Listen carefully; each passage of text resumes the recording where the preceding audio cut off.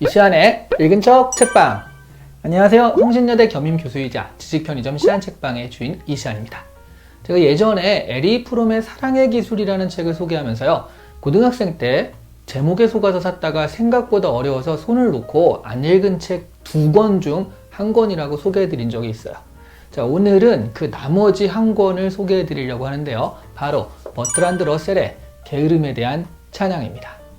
이 제목이요, 대입을 앞에 둔 공부에 지친 고등학생의 정말 심금을 울릴 만한 제목이잖아요. 게으름에 대한 찬양. 버트란드 러셀은 철학자입니다. 20세기 최고의 지성이라는 별칭으로 불린 데다가요, 노벨 문학상을 탄 문필가이기도 했지만 기본적으로 철학 베이스거든요. 그래서 이 글의 내용이 그렇게 쉽지만은 않습니다. 그래도 이 책 게으름에 대한 찬양은 그의 다른 책 있잖아요. 수리 철학 서설이라든가 서양 철학사 이런 것들보다는 그래도 읽기 편하죠. 그나마 대중들을 위한 에세이니까요. 혹시 지구인 여러분 중에서 세련된 시니컬함으로 차도남 같은 이미지를 연출하고 싶다, 그러신 분이 있다라고 한다면 바로 이 책 게으름에 대한 찬양을 읽어보시길 권할게요. 이 책은요, 정말 시니컬하면서도 위트 있고 냉철해서 가히 시니컬의 교과서라고 불려도 좋을 정도입니다. 예를 들어 현대사의 획일성이라는 장에서 미국 여행에 대한 이야기로 시작을 하거든요. 유럽인들은 오늘날의 미국에 가보면 2가지 점에서 충격을 받게 되는데요. 첫 번째는 어느 도시를 가나 거의 대부분의 풍경이 비슷하다는 점이고, 두 번째는 각 지역이 다른 지역과 다른 특색이 있음을 입증하는데 열성적이라는 점이다. 물론 이 두 번째 특징은 첫 번째 특징에서 연유한다. 이런 식으로 쓰는 거죠. 유머러스하면서도요, 얼마나 획일적인 풍경인지 강조하는 역할을 충분히 하는 도입부인 거죠. 게으름에 대한 찬양은요, 무려 70년 전에 사회에 던지는 노학자의 15개의 충고들을 모아놓은 책입니다. 이 책이 그런데 지금도 읽히고 있는 건요, 지금 우리가 살고 있는 현대사회의 핵심과 그렇게 동떨어진 얘기가 아니라는 거죠. 오히려 아주 잘 연결되는 얘기들입니다. 특히 이 책의 간판이면서 책 제목이기도 한 게으름에 대한 찬양은요, 얼핏 들으면 마치 여름날 그 그늘 밑에서 책을 읽으면서 음료수를 한 잔 마시는 그런 기쁨을 노래하는 한량예찬 이런 느낌이잖아요. 그런데 사실은 아주 날카로운 현대사회 비판입니다. 근면이라는 게요, 역사가 만들어진 이래 지배계급이 피지배계급에게 늘 강조한 덕목이라는 거예요. 그 증거로 지배계급은 부지런하게 살진 않았거든요. 좋은 말로 이렇게 표현한 것이죠. 한마디로 부지런해야 한다는 강박은요, 사실상 노예근성이란 얘기예요. 근로자들이요, 부지런히 일을 해서 생산을 하게 되는데, 그러다 보면 그 생산품이 이제 소비를 초과하게 되죠. 그러면 가격이 내려가게 돼요. 그럼 이윤이 남지 않으니까 결국 근로자들의 실직으로 이어지게 됩니다. 결과적으로는 그러면 100명 중에 50명은 실직 상태에 이르게 되고요, 나머지 50명은 또 하루에 8시간씩 일을 하게 되죠. 자, 그러니까 버트란드 러셀의 주장은요, 이 100명이 하루 공평하게 4시간씩 일하자, 이런 얘기인 거예요.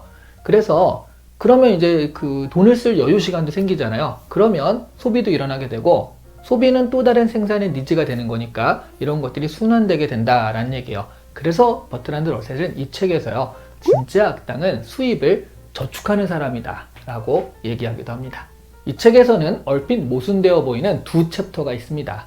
하나는 사회주의를 위한 변명이고요, 또 다른 하나는 내가 공산주의와 파시즘을 반대하는 이유입니다. 이게 사회주의와 공산주의를 유의어로 생각하시는 분들이 꽤 있거든요. 그러면 이게 굉장한 모순처럼 보이시는 건데요, 하지만 자세히 읽어보면 러셀이 반대하는 것은요, 정치 권력의 독재화입니다. 당시 그러니까 소비에트 연합이죠. 소련으로 대표되던 공산주의가 스탈린, 레닌에 의한 폭력혁명이었고요. 결국 독재화된 것을 보면 당연히 그런 공산주의에 반대하는 거고요. 독재화된 권력을 반대한다는 점에서 파시즘과 같이 묶여있는 것이기도 하죠. 러셀이 주장한 사회주의는요, 토지, 지하자원, 은행 같은 사회 인프라가 되는 것들을요, 국가가 소유해야 한다는 거예요. 정치는 민주적으로 하고요, 정치 권력의 독재가 불가능하게 민주적으로 권력을 선출하되, 말하자면 독점 자본가의 탄생을 막자는 얘기인 거죠.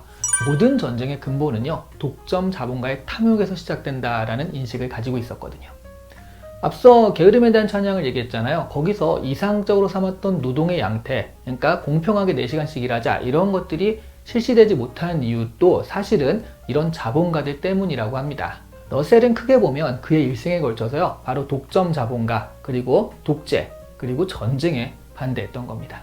얼핏 러셀의 이야기를 들으면 약간 몽상가 같은 느낌이 있죠. 현실을 잘 모르고 어떤 이상적인 얘기만 하는 그런 느낌이잖아요. 하지만 이 철학자야말로 행동하는 지식인이었습니다.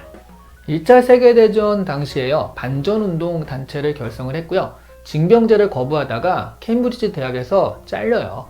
그리고 결국 그것 때문에 투옥까지 하게 되거든요. 나중에 2차 세계대전까지 다 끝난 다음에는 아인슈타인과 같이 반핵 운동을 벌이기도 합니다. 그리고 89세 때는요, 시위에 참여했다가 체포되어 가지고요, 무려 7일간 구금되기도 하죠.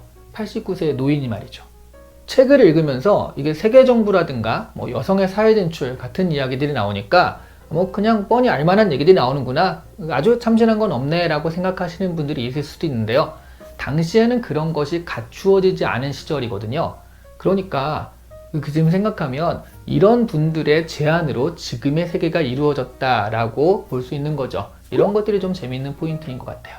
노 철학자의 박학한 지식과 행동하는 지식인으로서의 면모를 살펴볼 수 있는 게으름에 대한 찬양, 바로 이 책은요, 지식을 어떤 식으로 사용해야 하는지 잘 모르겠는 지식 추구자 여러분에게는 하나의 길잡이가 되어줄 책이라고 생각을 합니다. 한 번쯤 읽어보시면 좋을 것 같아요. 자, 오늘 이시안의 읽은 척 책방은 버트란드 러셀의 게으름에 대한 찬양이었습니다. 단, 좋아요와 구독, 입소문에는 게으름은 없는 걸로 하는 게 좋겠습니다. 감사합니다.